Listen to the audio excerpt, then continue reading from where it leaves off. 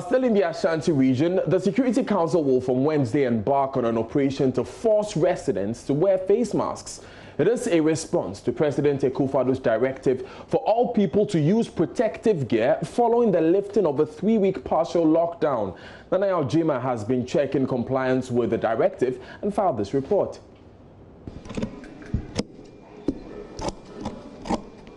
From traditional and foreign fabrics, local tailors and dressmakers have been making these masks for public use. Besides accessibility and affordability, local production of masks reduces the pressure on scarce surgical masks for health workers. It costs between 3 and 5 cedis for the masks to be acquired. Citizen Stevens Enterprise, a fashion designing company, has shifted attention to making these masks.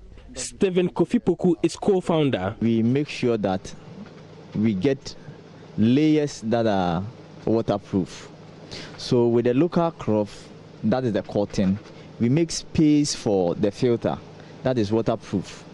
So if I have an ordinary cloth mask without the filters, the particles can just get through the mask. Even though these masks are easy to come by, its use is yet to be widely accepted. Here is a shopper at the Kumasi Central Market who refuses to wear the masks despite the huge crowd at the market.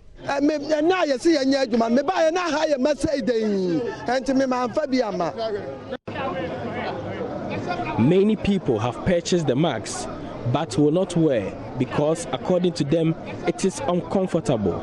Even if they do, it is the wrong way. Some on the chin, others on the forehead. Trying it on the first time, Charlie, the heat is so much. The heat is too much. Outside the heat is also comfortable. As you can see now, putting it on, it kind of give me some pressure here on my, look at this. It puts pressure on my ear.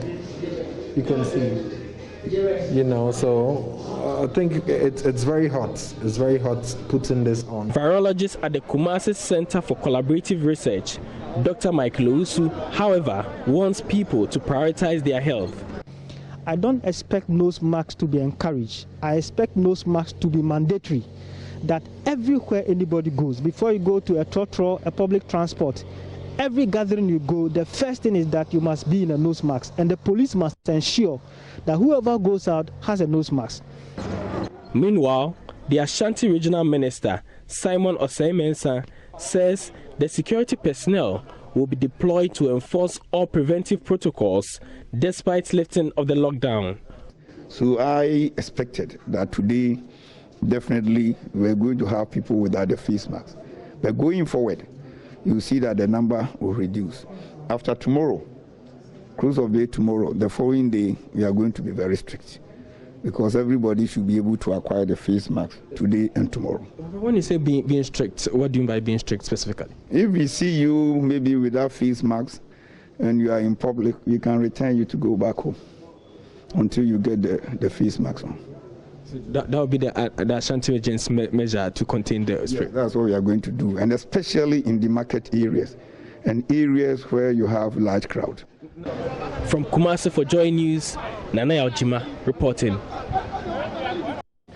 Now, the Public Health Emergency Committee in the Nkwanta South Municipality in the Otu region has embarked on market segregation in the municipality in order to prevent communal infection of COVID-19. This became necessary following the crowding that characterized the previous market days and the mass return of mostly traders from the hitherto lockdown areas. The market was on Monday moved to 3 different locations in the municipality in order to ensure social distancing, but very little of that was witnessed as traders and buyers were seen in close proximity trading. The municipality was bustling with business when Joy News visited on Monday. Peter Senu was there and sent the following report. We are in Nkwanta South Municipality of the Otu region, and so we are here to gauge the mood as to what exactly is happening in the municipality with regard to social distancing. And today is a market day. You can see the busy life behind me. And so we'll get to the market and interact with the market women to see exactly what they are doing with the social distancing. Of course, we have heard that the market has been scattered across the municipality just to enforce social distancing. And so we'll get to the market and see what exactly is happening and interact more with the people in the municipality. The decision to segregate the Nkwanta South market was to avoid crowding, a fatal condition for the spread of COVID-19. The intent seems to have been thrown to the winds as people still gather around food items to buy. Authorities say they will review Monday's event and strategize. Osman Musa is the Municipal Coordinating Director at the Nkwanta South Municipal Assembly. Just last week we sat and then we decided that we are going to lock down our market because the social distancing rule was not being observed in the market. There was congestion, and in fact we saw that a disaster was waiting for us. And so we decided that instead of locking the market down completely and asking the traders not to come to the market, we rather decided to create satellite markets, about 3 satellite markets, and then see how things would move. The essence of creating the satellite markets is to decongest, is to make sure that the social distancing rule is observed. And so if there are difficulties, we have to address the difficulties and make sure that that protocol is adhered to. The first day came with its challenges as sellers and buyers say it was difficult locating regular customers.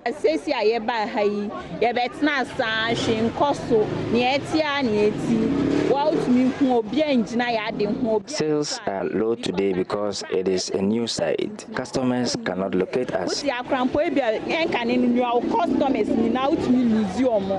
Actually, I came to the market to look for black soap. That's what I used. I was told the market, they've relocated the market. So I went to one place called Arabic. My brother, I went round, I didn't get it. They directed me to this place. As you can see me now, I'm drenched with sweat. I cannot even get the black soap anywhere. I'm tired. It's like you can't even locate what you are looking for. You don't. All customers are gone. You don't even know where to buy things. I'm very tired, and I have my baby in the house now. By now,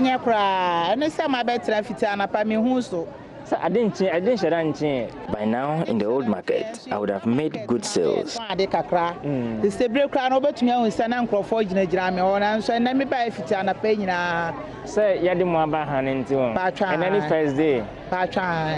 The traders were also at the mercy of the scorching sun. This, authorities are assuring, would change in subsequent market days. The crowding could be due to the refusal by the second-hand clothes dealers and plasticware sellers to go to their designated place, the stadium, for sales, because it was several meters away from the business streets.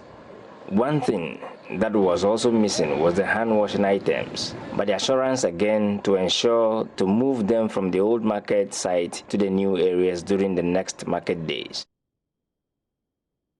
Now, the local foodstuff and vegetable hub of the Medina market is slowly bouncing back to life after authorities shut down the place over concerns of a possible spread of COVID-19. Though there is a deliberate effort by some of the traders to observe social distancing and other hygiene practices, it easily gets lost on them as patrons begin to throng the popular market in their numbers to make purchases. Now, Komola Adoma has been to the hub to interact with some of the traders and reports some have taken personal responsibility by providing masks and sanitizers, whilst they call on authorities to provide Veronica buckets, soap and water. Garden eggs, pepper, etc. Now, according to the traders, during the lockdown period, this entire place was shut out to business, and so no trader was allowed here during the 3-week period. However, after the lockdown, only today the place has been open to business.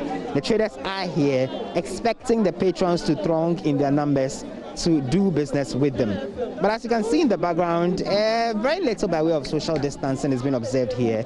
The people are, almost crammed up together. Let me speak to some of those who have come through here to understand from them how business has been. Hajia is a patron here. Me pacho medase. Yo, medase pa. Yeda omampenyini susu ase.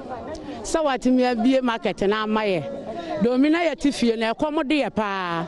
Nso Nyankopon aya adom sesi a wabie market na amaye ne de.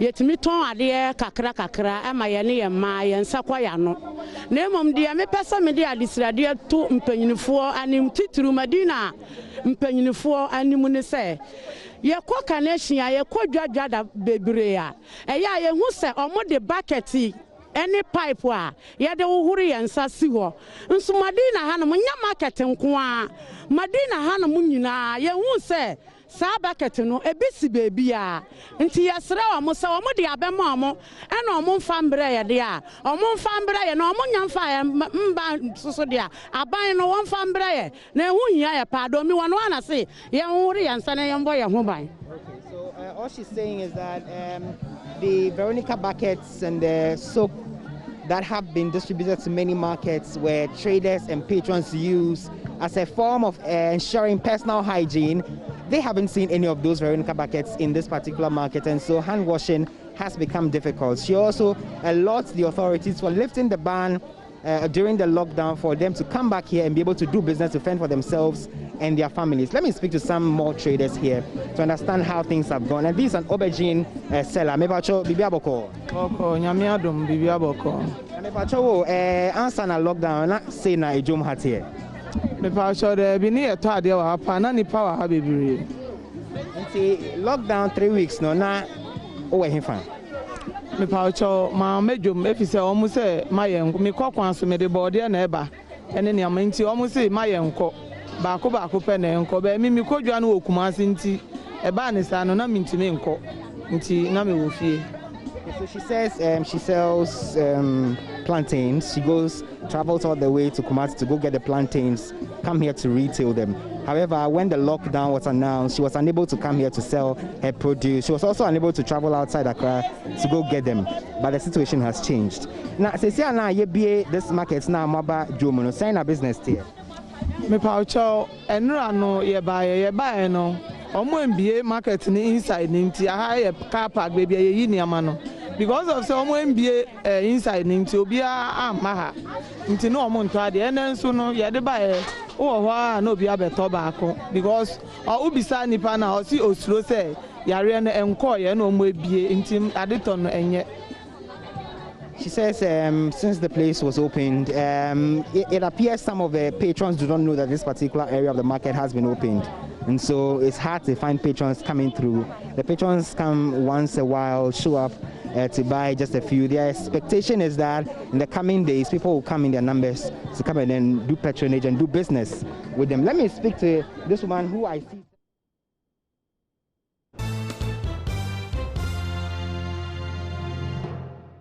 Hi, good afternoon and welcome to Business. My name is Darryl Kwao. The Bank of Ghana has suspended distribution of dividends for the financial years 2019 and 2020 in the wake of the coronavirus outbreak. The bank, in a statement, explained to further ensure that banks and specialized deposit-taking institutions, SDIs, are able to support their customers throughout the COVID-19 pandemic to absorb any potential operational losses for banks and SDIs from the COVID-19 pandemic. The Bank of Ghana now directs that all banks and SDIs desist from declaring or paying any dividends or distributing reserves to shareholders, and for making any irrevocable commitments regarding the declaration or payment of dividends to shareholders until further notice. The statement says, for the avoidance of doubt, shareholders in this context means holders of common equity shares and additional Tier 1 capital instruments of banks and SDIs. Is asking all banks and SDIs to take note and comply.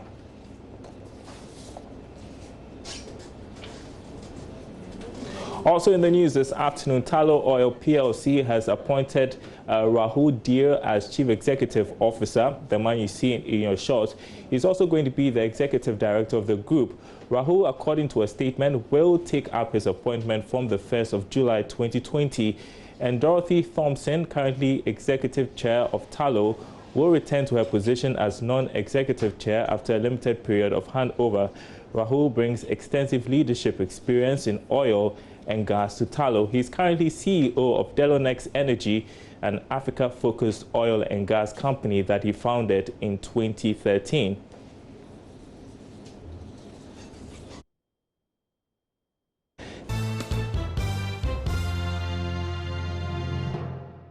Good afternoon, my name is Kadi and this is Showbiz. Now to my very first story. Personalities across Ghana are making a conscious effort to help alleviate the plight of some Ghanaians affected by COVID-19. Some musicians and actors have been donating relief items to support frontline workers and the needy in society. The latest to join the list are gospel musician Empress Gifty and actor Kojo Nkansa. Empress Gifty donated foodstuffs to the people of Kubekrum number 1 and 2 in the Pong Katamanso district, widows and the aged in Senyabrekum in the central region, and is still on the move to extend a helping hand to the needy in these trying times. Kojo Nkansa, popularly known as Lil Win, also donated some items to the Komfo Anoche Teaching Hospital and the Ashanti Regional Police Command amid the coronavirus pandemic. The brand ambassador for Bell Malt presented over 5,000 bottles of the products to the hospital and the security personnel. Taken to Instagram to share photos, Lil Wayne said that he donated to support our frontline workers leading the fight against coronavirus.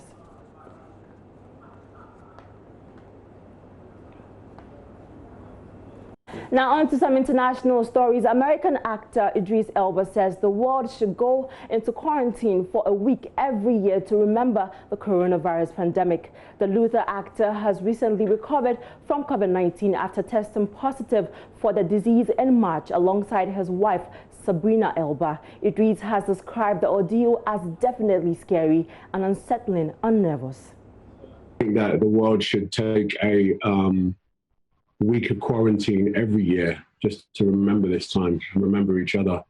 I really do. I think it's you know, other species use it, it's called hibernation, but it does remind you that the world doesn't tick on your time. It's been about 6 weeks from the beginning to this point right now for us, where it's essentially our lives turned around. And definitely scary and unsettling and nervous, and I think that's been like a real collected world experience, you know.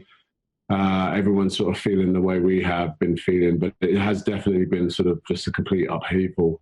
Thankfully, we were extremely lucky to be able to get very mild cases of COVID, and you know, the outpouring of support and all of the people who have reached out to us, and it's just been overwhelming. During the time of crisis, you know, you kind of want to be close to home and familiarity, and so that's been a bit difficult for us to sort of manage and navigate. You know, my little kid is 6 years old tomorrow, and I'm hoping to see him as soon as I can, you know. So it's kind of like, you know, you think about your family and you think about the things that comfort you in your own home. We've been fortunate. We have been staying in a lovely place that's been very comfortable for the time, but we're looking forward to going home. Definitely. That's all we have for Showbiz for this afternoon. My name is Kadi.